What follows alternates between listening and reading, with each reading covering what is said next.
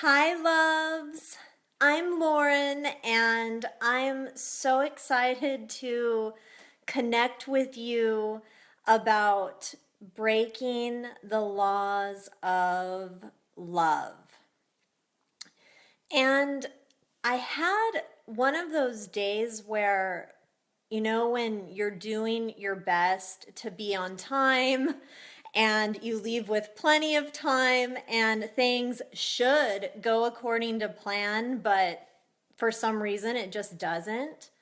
That's kind of the day that I'm having, and I'm totally okay with that because I'm here and you're here, and we are going to create some love together. And we're going to do this by talking about breaking the laws of love. And I just want to say hi to all of you beautiful people who are here with me. I'm so happy to see your bright and shiny smiley faces and hearts.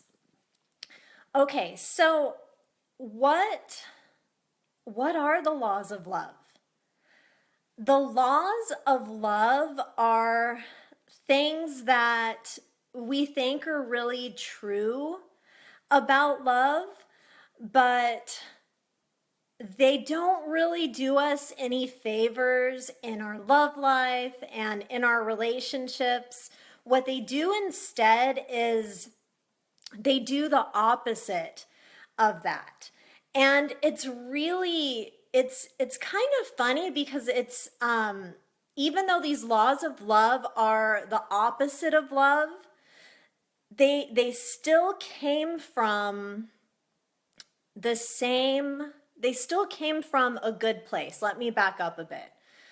So, first of all, right now, if you like right now, just kind of look at what's happening in your relationships and in your love life. And I want you just to connect with your heart right now and tune in without any judgment, but just looking at how things are going right now. Is there joy in your relationship? Is there love in your life? How really just checking in with yourself and connecting with how things are at this moment. And the reason why I'm asking you to do this is it's always great to just look at things objectively and to check in with the facts. And the facts are, yes, I am in a relationship, and at this moment, maybe I'm this happy as opposed to this happy, or I'm not in a relationship and I'd like to be in a relationship. Whatever it is, you get to just look at it objectively because it really gives us a great space to kind of go from here. And as you do that, I want to point out first, and just so that you know, the last time that I talked about breaking the laws of love in a public setting, a few people got a little upset. They got a little angry. They got a little angry at me. And you know what? That's okay, because this type of thing, it can push a lot of buttons. It just brings up some feelings that maybe aren't so pleasant, and some people like to push those away, or make the other person maybe wrong for bringing that up. So if that happens, totally fine. It's just a great opportunity for you to look at that. Whoa, maybe when I'm not feeling so upset about this, I can look at it later. And, it's my intention that anything that I share with you today supports you in having your best relationship. So I love you too, Sabine. And Oh, Colleen, yes, we're going to break the laws of love. So the laws of love are a lot of times are things that we think that we should do in our relationships. And something that it's kind of this interesting little scenario that I see play out with a few people because I talk to people all of the time about their love life and their relationships, and people who like they tell me that they want a relationship, and we talk about it, and as time goes on, and I love it when people share with me, well, I don't want my freedom to be taken away. I don't want my autonomy to get taken away. And that is, that's very, very valid. And it's interesting because somewhere along the line, this person, and I've been there before too, we made up that if I'm in a relationship, then I have to sacrifice my freedom or my personal expression, or I'm not going to be able to do what I want to do. I'm going to have to check in with people. And that's just simply not true. Now, it doesn't mean go and be a jerk and I'm going to do what I want and all of that type of thing. That's not what I'm saying at all. But what it does mean is that maybe the stipulation that's been put on this relationship of I don't want to be in a relationship because I don't want to lose my freedom, maybe that's just there because it's blocking you from being hurt. Because maybe you were in a relationship before where you felt like you couldn't be yourself. Maybe you didn't really even know who you were, and you were all about pleasing the other person that you were in a relationship with, or someone you were trying to be in a relationship with. Maybe you've seen this happen with your parents. Maybe you've seen other friends go through this, and you tell yourself, oh God, thank God I'm not them. And the thing is that your relationship can be whatever you want it to be. And you can be yourself and have freedom. And it takes that courage to bring that up to the other person and to communicate what you want without being so worried about how that other person is going to respond to you. And I think that this is one of the biggest laws of love that I've seen is something called the law of guarantee. And I think I made these up. There's really nothing new under the sun, but what I noticed is because there's so much information available to us all the time with the internet, and we're exposed to so many different things, like through what we see our friends doing, the TV shows we watch, the places we travel. And we want to make sure that if we get involved in something, that we do it the right way. And I completely understand this because it's scary to be in a relationship, because we may be able to kind of control ourselves in a way, but we as much as we think, we cannot control what another person does or doesn't do, or what another person says or doesn't say. And sometimes I see people get really controlling in their relationships, and what that does is it really blocks them from experiencing love. And what's happening is it's This need for a guarantee is the mind trying to help the heart out from being so hurt. And here's the thing about being hurt. It happens to everybody. If you are brave enough to really put your heart out there and to jump into something, whether it's a relationship or it's like a new project you're excited about or both. Don't make people projects, by the way. People do not like that. Okay, I kind of got distracted for a second. I just wanted to make that very clear. But when you put your heart into a relationship, it can be very scary. We want to make sure that the other person doesn't hurt us. Because as we all know, heartbreak really, really sucks. And when we're heartbroken, we devise a lot of ways to push love away from us. And this is where the laws of love come from.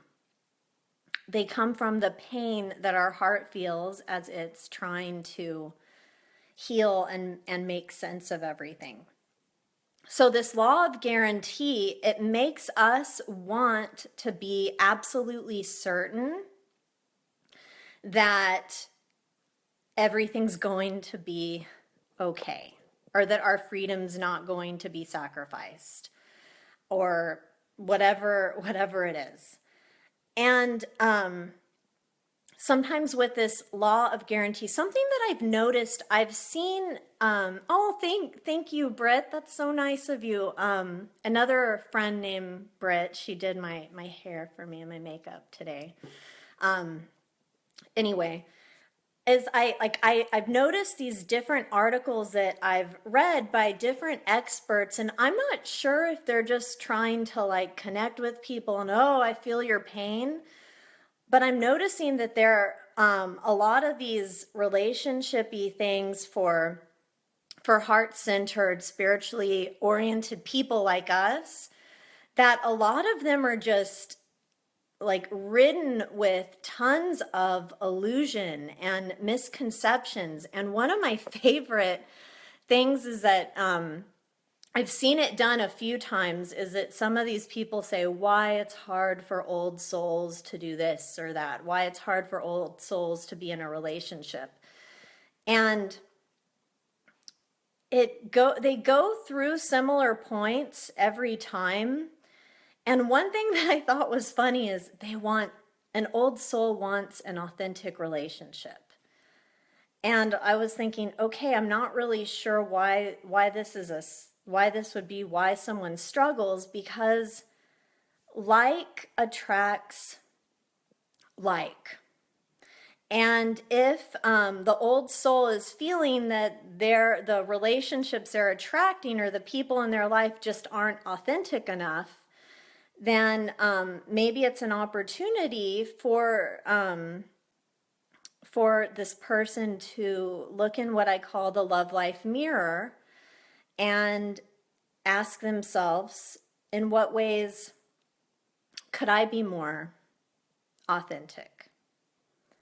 So, and these articles, what they end up doing is they end up kind of being an excuse for people not to have what they want, or it's an excuse to claim that you want something that you don't really want at all. So right now, again, I want you to get in touch with your heart and ask yourself, like I invite you to even close your eyes and tune in and ask yourself, what do I want to experience in my relationship?